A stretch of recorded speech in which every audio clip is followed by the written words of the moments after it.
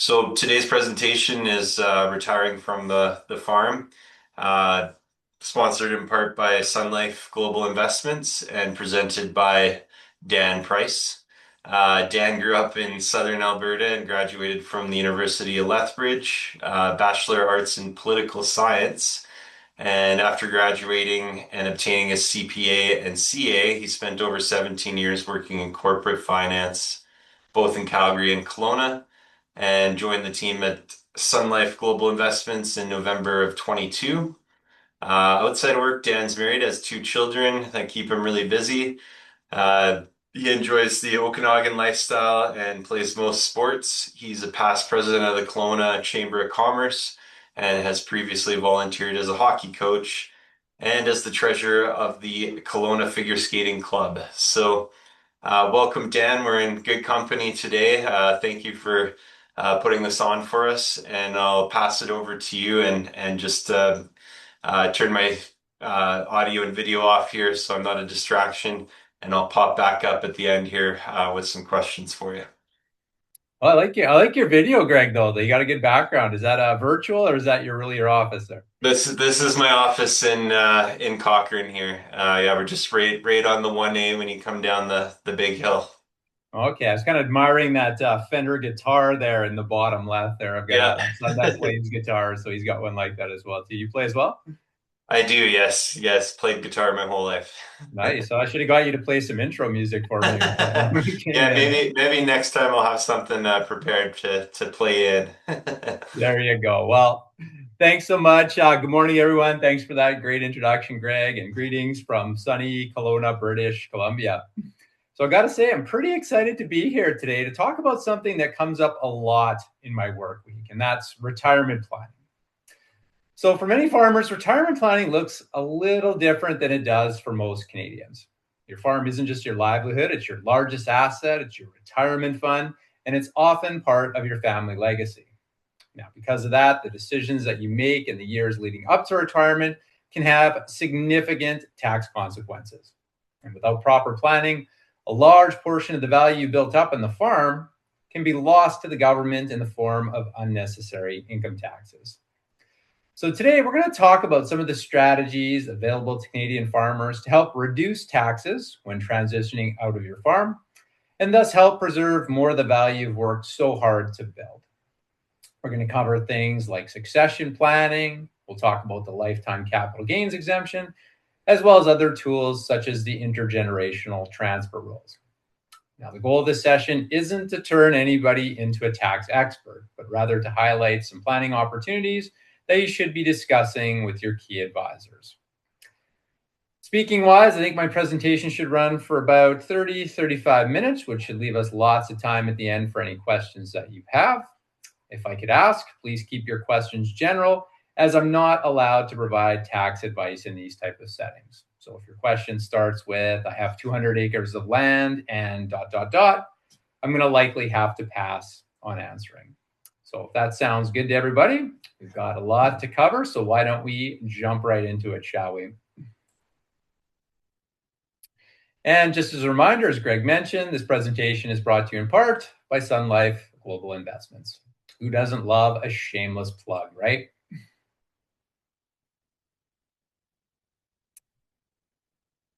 One of the first steps in retirement planning isn't actually about tax or legal strategies. It really starts with something much simpler, picturing what retirement actually looks like for you. For some farmers, retirement means stepping away completely, while for others, it might mean slowing down a bit and handing off the day-to-day operations, but still being involved in the farm in some way.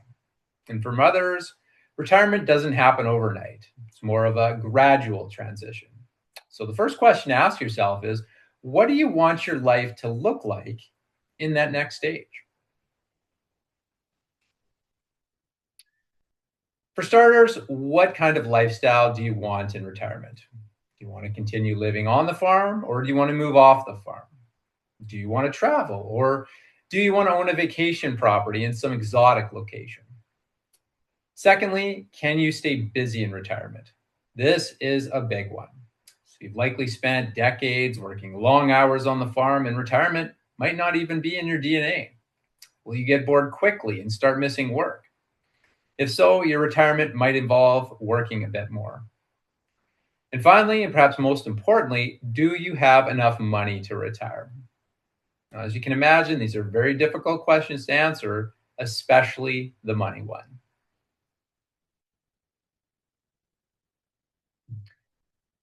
So, for the typical Canadian, retirement planning involves drawing cash from one of the three sources that you see on the screen. First bucket includes your government pensions. You can start your CPP as early as age 60, or you can even delay it as late as age 70 to increase the payments. At age 65, you can also start drawing on your old age security. And if your income is very low, you might even qualify for the guaranteed income supplement. Now, if either you or your spouse work off the farm as well, you might be able to draw income from the second bucket, which are your employer pension plans. So group RSPs would be a good example of an income source from that bucket. And finally, if your pensions just aren't enough to fund your retirement, you can draw from the third bucket, which is your personal and corporate savings and investment accounts. And this would include things like cash, GICs, your non-registered investments, as well as your registered investments, such as your RSPs and your TFSAs. But for farmers, things may look a whole lot different. For many, their wealth isn't sitting in bank investment accounts. It's tied up in things like land, building, inventories, and farm quotas. And as such, they may be sitting on a very valuable asset, but not necessarily a lot of liquid cash to fund their retirement. So therein lies the planning challenge. You need to be able to extract cash from the farm for retirement, but at the same time, not compromise the ability of the farm to operate going forward. And if you can't get the cash that you need in retirement from the farm itself, heaven forbid, you may have to continue working into your retirement.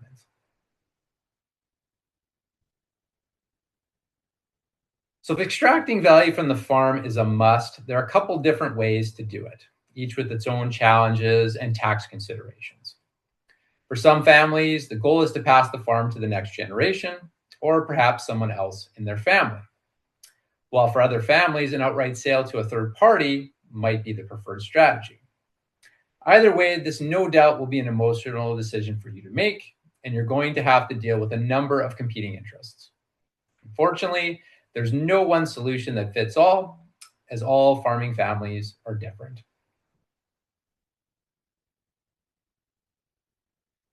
So as you navigate through the sell or transfer within the family decision, there are a number of questions you might need to ask yourself.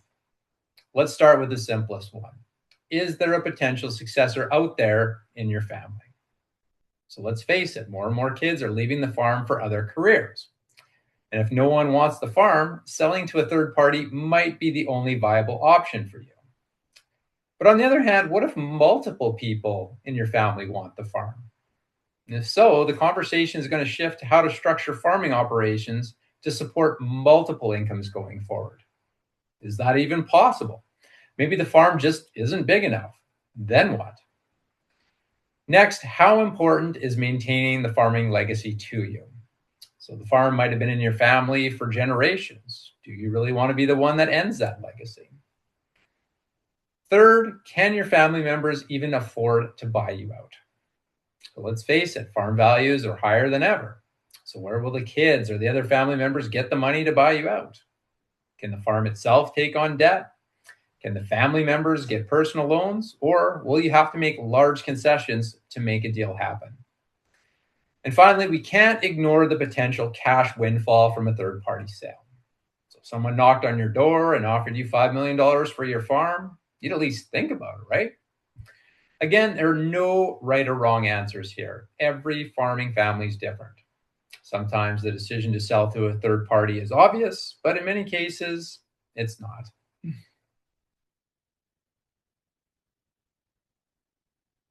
So while an outright sale to a third party is pretty straightforward, transferring the farm within your family involves many other considerations. Again, you have somewhat competing goals here. On the one hand, you need cash flow for your retirement, but at the same time, you need to ensure that the payments aren't so large that they're going to put financial stress on the farm itself. So with that in mind, here are some of the questions that are going to need to be answered. First, are you willing to take less than fair market value for your assets? And if so, how much of a discount is appropriate? Second, what would the payment terms look like? Are you willing to get your money over time? And if so, what interest rate would be appropriate? Third, how do you protect your interest in the assets during the buyout period? For example, would you want to take security on any debt outstanding? Well, the bank certainly would, wouldn't they? Next, and this is a big one, are you willing to give up full control of the farm? And I can just see you all shaking your heads right now. Well, if you can't, what does that look like? Will your kids be willing to accept you meddling in the business while the buyout's in place? Family law considerations are also big these days. So, for example, if your child's marriage is on shaky ground, can you structure the deal in such a way to ensure that the assets stay in your family long term? And if not, what would that look like? Minimizing conflict is always a consideration. So, for example, if two kids want the farm, how do you structure the operations? Can the kids actually work together? Or if not, is it better to split up the farm and have each child own their own company? As well, giving farming assets to non-farming kids can also create conflict in the family. So you may be hearing things like, my brother does nothing for the farm, but gets the benefit from all my hard labor. So definitely something you'd want to think about and plan for in advance. And finally, how do we treat all children fairly? So if only one of your kids gets the farm, what do you give the other kids? So you might have to look to other non-farming assets to equalize inheritances, things like life insurance, for example. So be sure to talk to your financial advisor more about that. So there's a great saying out there, and it says that what is fair may not be equal, and what is equal may not be fair. So true. So overall then, in this section, we saw there's a lot to think about when a farmer approaches retirement. Now, once you've been through this thought process, the next step is starting to look at all the tools available to make sure that your sell or transfer decision is as tax efficient as possible. So the good news is that the government offers farming families lots of generous provisions and flexibility when selling or transferring the farm within the family.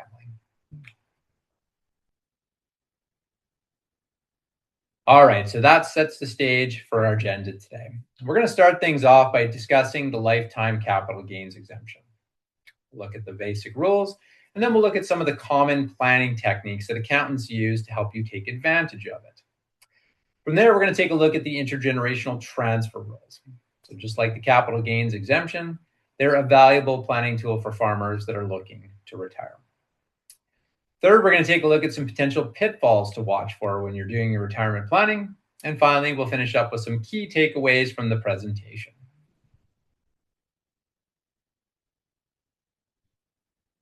So in my humble opinion, the lifetime capital gains exemption is one of the most generous provisions in the entire Income Tax Act.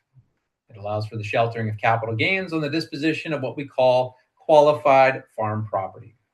And we'll get into the definition of qualified farm property in much greater detail in this section of the program.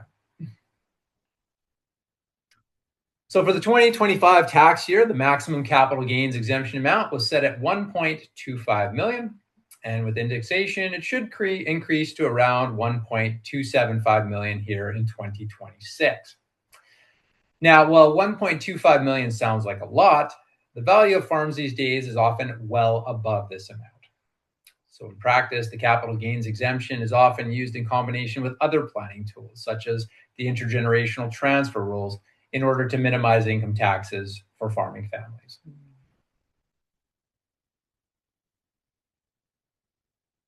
So here's how it works in practice.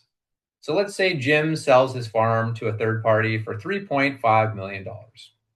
And let's assume that he originally paid $500,000 for it. Normally, this would result in a capital gain of $3 million. But by using his lifetime capital gains exemption, the taxable capital gain is reduced to $1.75 million. So as you can imagine, the difference in income taxes here is huge.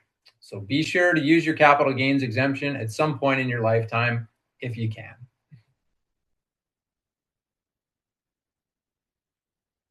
So now let's get into the details and talk about the rules around claiming the exemption. So first off, good news. Subject to certain restrictions, the government allows you to use your exemption on either a sale to a third party or a sale or transfer to certain family members. So really good flexibility here. And as you'll see throughout the presentation, flexibility is a big theme when it comes to farming transitions.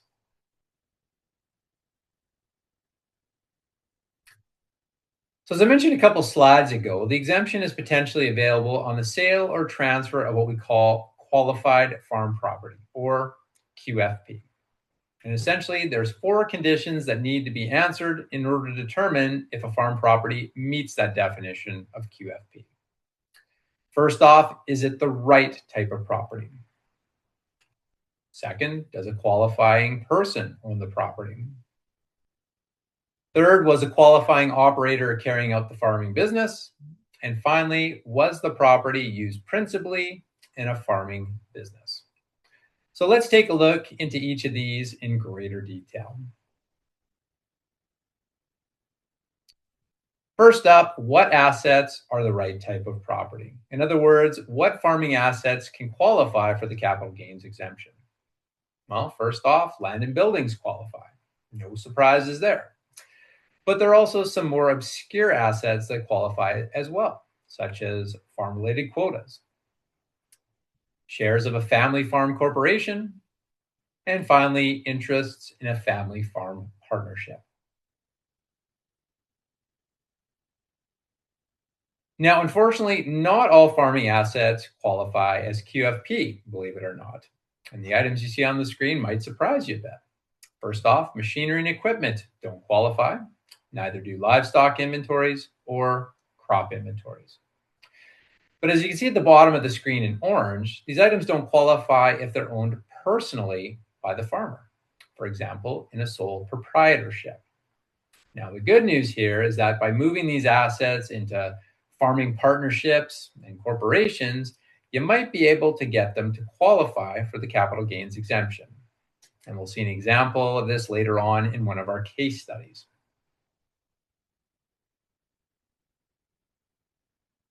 So now that we know which farming assets can qualify for the exemption, now let's talk about who needs to own them. So next up, I want to walk you through what I call the direct lineage chain. So first off, your direct lineage chain extends 3 generations prior to you, which would include your parents, your grandparents, and your great-grandparents. As well, the chain extends 3 generations after you, which is going to include your children, your grandkids, and your great-grandkids. But notice though, interestingly enough, it doesn't include your siblings. So at a very high level, if qualified farm property stays in your direct lineage chain for a certain amount of time, there's a chance it can qualify for the capital gains exemption. And believe it or not, the current owner of the land, let's say, may be able to use the exemption even if they've never farmed the land themselves.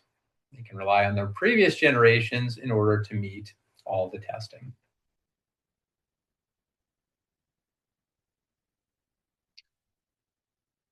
Now, here are how the rules work in detail. So in order to qualify for the capital gains exemption, qualifying properties must be owned continuously for the 24 months leading up to the date of disposition by any one or more of the following: an individual, their spouse or common law partner, their children, which includes their grandchildren and great-grandchildren, or their parents, which is going to include their grandparents and great-grandparents. So basically, this is the direct lineage chain that we saw on the last slide. But in addition, the property can also be owned by a family farm partnership or certain trusts. So as an extreme example, a property could change hands 3 times in the 24 months leading up to the date of sale to a third party. But as long as all 3 owners are in the direct lineage chain, say me, my parents, and my grandparents, the property could qualify for the exemption, believe it or not.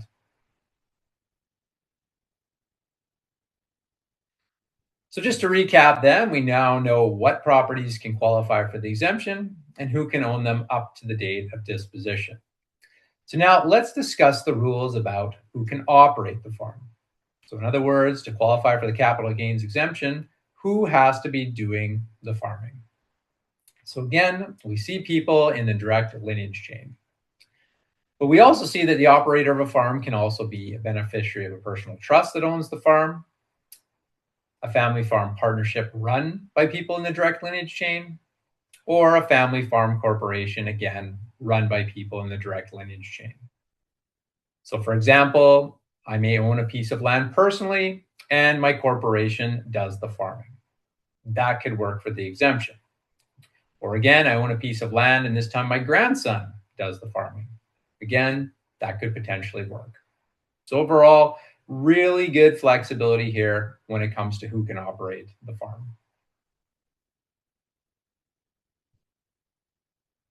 So believe it or not, those were actually the easy parts of the qualified farm property definition. The hard part of the definition is determining if the property is used principally in the business of farming.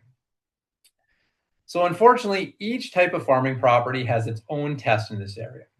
So for example, on this slide, you see that there are 3 tests for land and buildings. There's an ownership test, a revenue test, and an activity test.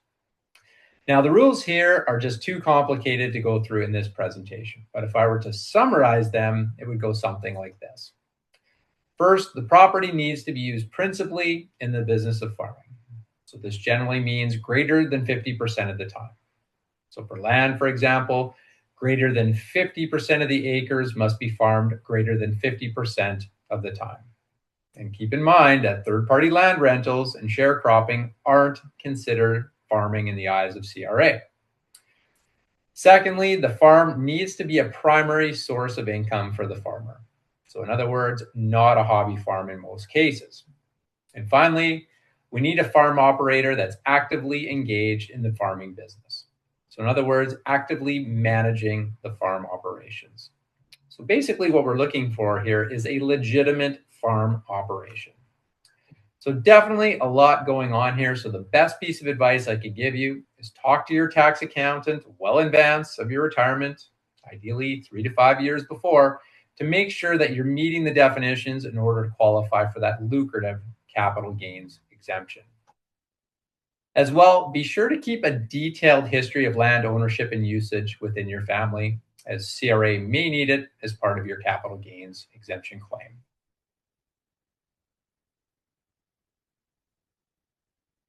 So we just talked about how land and buildings can qualify for the capital gains exemption. Now let's shift gears and take a look at family farm corporation shares and partnership interests. So the rules are same for both, which is why we have them listed together here on the screen. Now, in order to qualify for the exemption, there are 2 asset usage tests that have to be met. There's a 50% test and a 90% test. First off, that 50% test requires that for any 24-month period, keyword any, prior to the date of disposition, greater than 50% of the fair market value of the property that's inside the corporation or partnership must be used principally in the business of farming. For that 90% test, the rules are basically the same, except that at the time that you sell the corporate shares or partnership interest, that threshold is going to move from 50% to 90%. So in other words, now 90% of your assets must be used in the business of farming. So now what all does this mean? It means that if you're looking to sell or transfer the farm, you need to watch what assets are sitting in your corporation or partnership. For example, having too many portfolio investments in there can throw you off. So the good news is that accountants can often help fix these mistakes, but as you can imagine, they charge top dollar for these type of services. So needless to say, planning well in advance of a share sale or transfer is a really good idea.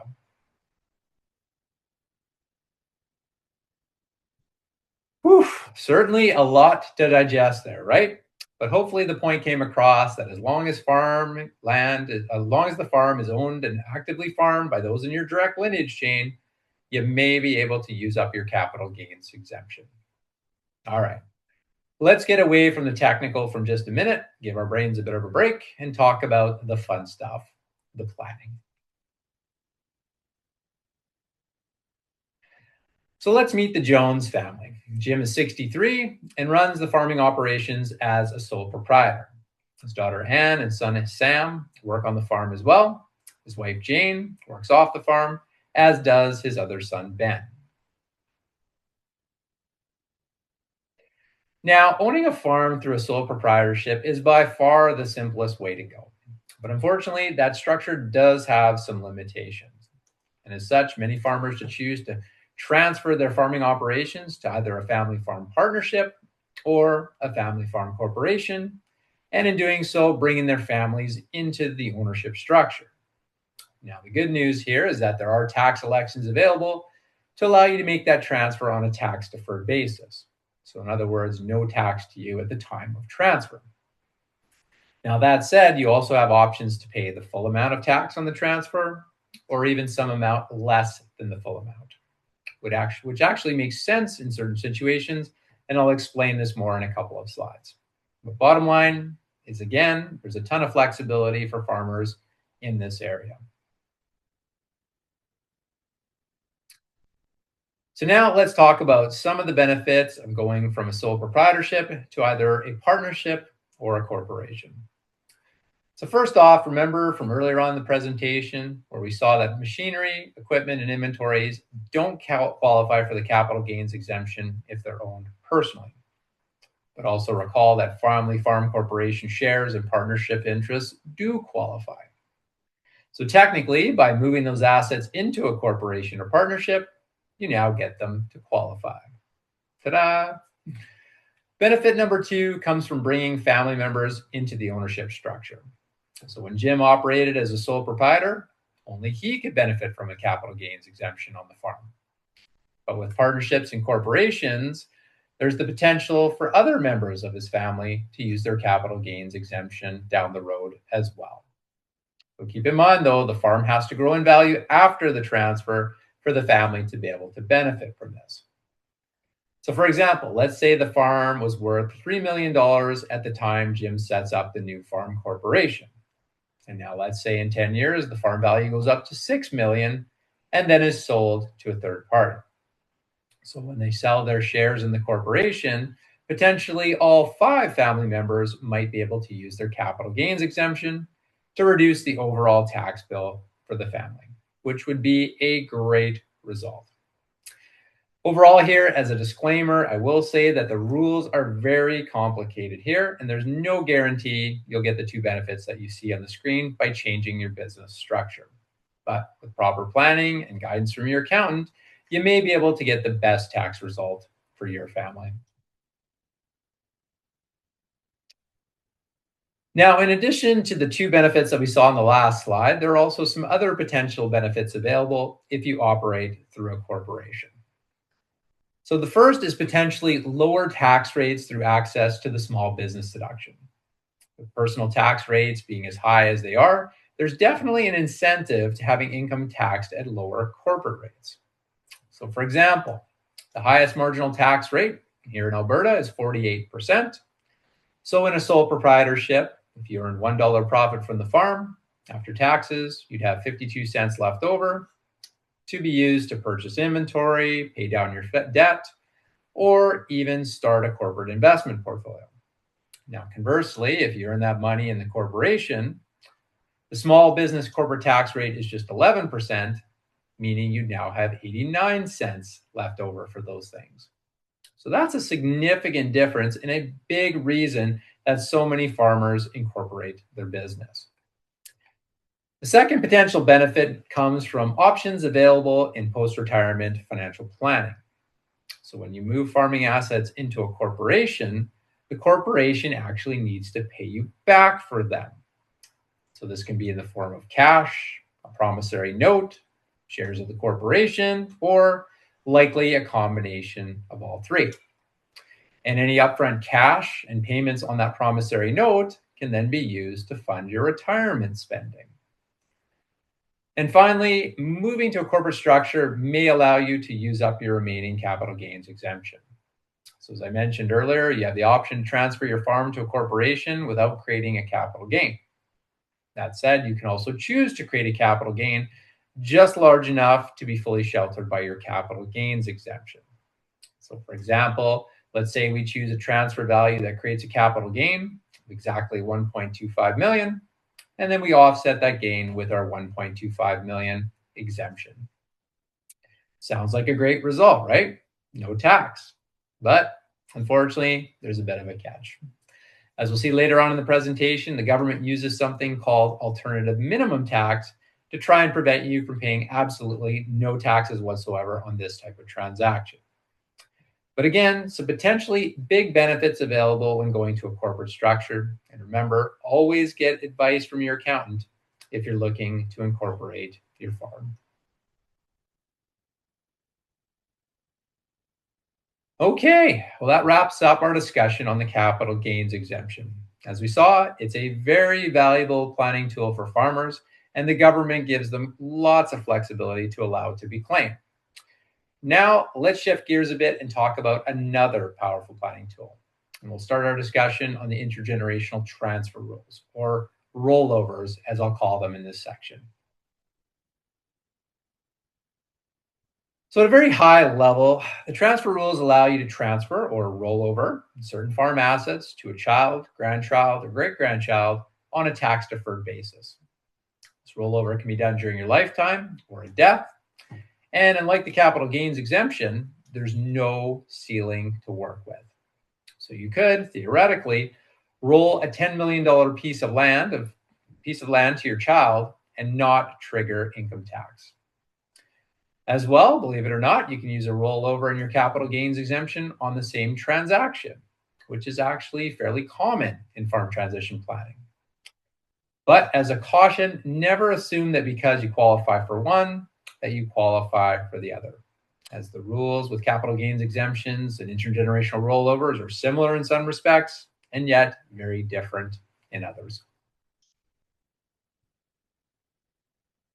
So just like the capital gains exemption, there are certain tests that have to be met in order for a rollover to take place. So first, there's a residency test, and that states that the child must be resident in Canada immediately before the transfer occurs. So as you can imagine, this test can be problematic in families where children are living in other countries. And secondly, there's also an activity test that states that the property has been used principally in the business of farming by a qualifying person that's actively engaged on a regular and continuous basis. So sounds a lot like the test for the capital gains exemption, right? Very similar. So again, that qualifying person must be part of the direct lineage chain that we talked about earlier on. So your spouse, parents, kids, et cetera, et cetera. So notice that in the second test, the words has been used appear. So again, this means that the current owner of the land can use the rollover provisions even if they've never farmed the land themselves, as long as, say, their parents or grandparents met the test in the past. Very interesting. So the assets that qualify for rollover are very similar to those for the capital gains exemption, with one big difference. So notice that machinery and equipment now qualify by virtue of them being depreciable property. Unfortunately, though, just like the capital gains exemption, there's no rollover available for personally owned inventory. As we discussed previously, though, planning often centers around getting these assets into partnerships and corporations in order to get them to qualify. So because it's likely your biggest asset, let's take a look at a farmland rollover in detail. So in order to qualify, again, a parcel of land must be used principally in the business of farming. So practically, this means that it's farmed more years than not. So over 50% of the time that it's owned in your direct lineage chain. So as you can imagine, knowing the history of land usage is very important here. And again, remember that third-party rentals and sharecropping don't qualify as farming. So with this rule in place, it could be that some generations qualify for the rollover and some don't. And finally, we also, again, need a farming operator that's actively engaged in the business on a regular and continuous basis. So again, very similar to the capital gains exemption. All right, let's take a look at a quick little case study to illustrate what we mean here. So let's assume that the parents farmed land for 20 years and then they rented it out for the next 11.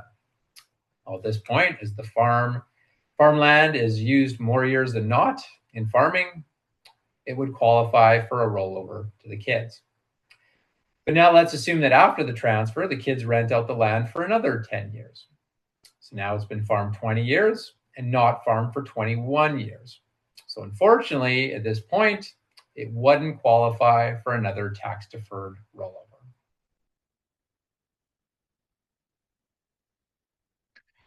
So in terms of key takeaways when it comes to the intergenerational transfer rules, again, it's important to track both ownership and usage history for each parcel of land, starting when the land was first acquired by one of your family members.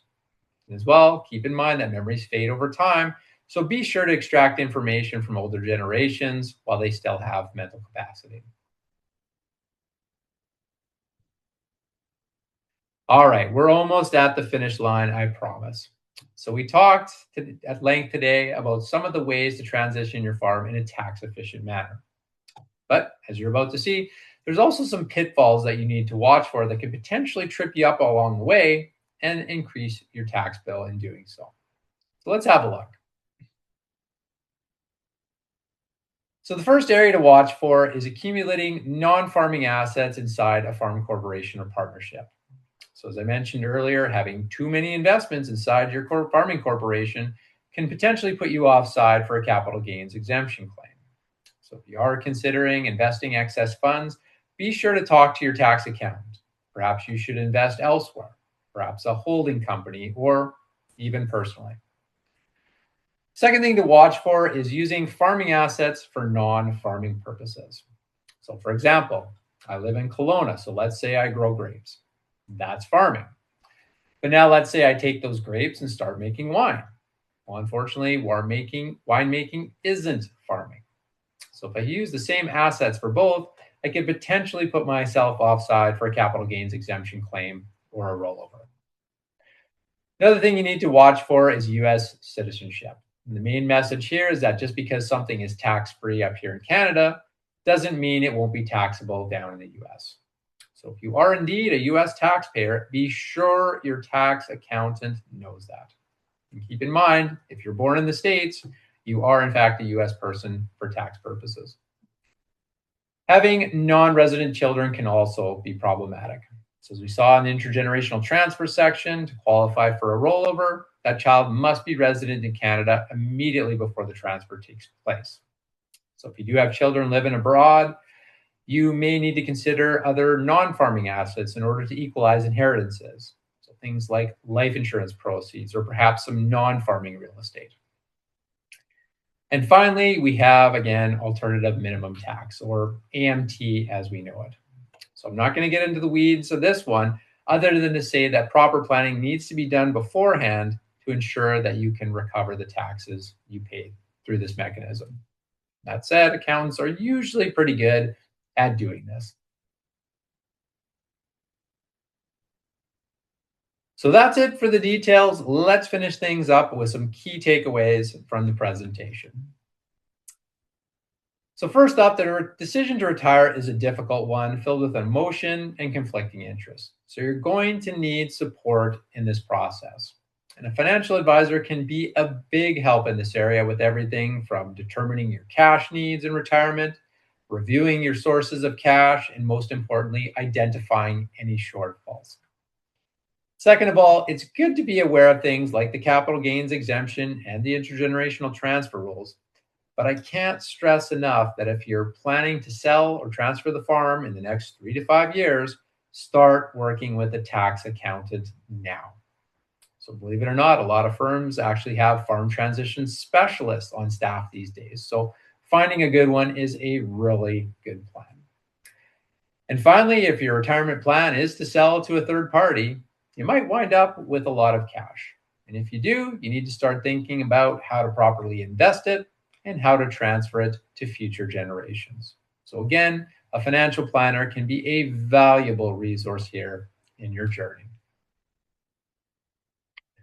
And with that, we've reached the end. So I want to thank you for your time today. And I'm going to turn things back to our host to see if there's any final comments or questions. Thank you so much. Thanks so much, Dan. Really appreciate the presentation. Really well done, well put together. We'll open it up to Q&A. And I guess one thing that comes to mind, you talked about for equalizing, making things fair for farming families, and kind of high level, mentioned life insurance or other assets. Could you provide a little bit more color in terms of things you may have seen other families along the way do, or maybe ways that families could think about that. And I would say I would iterate right off the top that the earlier you start having these conversations, the better. Uh, Having more options earlier on, of course, as opposed to trying to equalize after the fact. Yeah, for sure. I think there's a number of different ways you can go about it. I think the simplest way is to have other assets that are not related to the farm that you can give to the other kids. So again, like a proceeds of a life insurance policy could be a good one. Maybe the principal residence that you live in, or perhaps a rental property that you have might suit the bill as well. If you don't have assets like that, it can get a little more complicated because maybe you have, 3 sections of land, you have 3 kids, 2 of the kids farm, one doesn't. So maybe the other 2 kids that do farm have to rent land from the kid that doesn't farm, which, as you can imagine, right, depending on how much land, rental fees you charge, it can get a little sticky sometimes as well too. So if you can essentially cut the non-farming kids out of the process, might be a little more simple for the family in terms of dynamics. But if you do have to equalize things and you do have to use farming assets, it does tend to get a little more complicated. And again, talk to a good accountant. They have all the tricks and tips to be able to do that sort of thing. So lots of different ways you can do it. The sky's the limit. For sure, and I think it's a question that applies to other businesses as well, not just to farms. And things can get really complex. I've seen estate freezes and promissory notes and all kinds of trusts and things that people have used.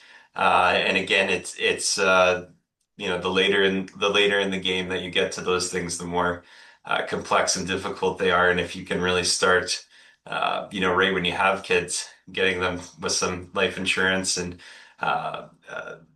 starting to have those conversations, when they're college age and deciding what direction they're going to go in life. Are they going to be part of the family business or not? And then if not, how are you going to make things fair in the end? Never an easy question. Especially if they don't get along. So even if the two farming kids, like they're both farming together and they don't work well together, that's difficult as well. Like you may need to split your assets up and Yeah, siblings who don't get along, what a concept. yeah, it never happens, right? For sure. Yeah, I don't see any more questions coming in. So I guess you did a fantastic job of Good, covering the Dave. topic, Dan. Yeah, I think really from a high level, other than getting into specifics with each unique family's unique situation, you did a good job of covering that off. So again, thank you for the presentation. We'll let people get back to their day and give you another 15 minutes of your day back, Dan, to carry on. So again, thanks for the presentation. Glad to have you, and to the audience, this will be available as a recording if you have a family member or a farming child that needs to see this stuff. Great stuff. Thanks, everybody. Thanks for setting this up, Greg. Take care, guys. Bye for now. Bye.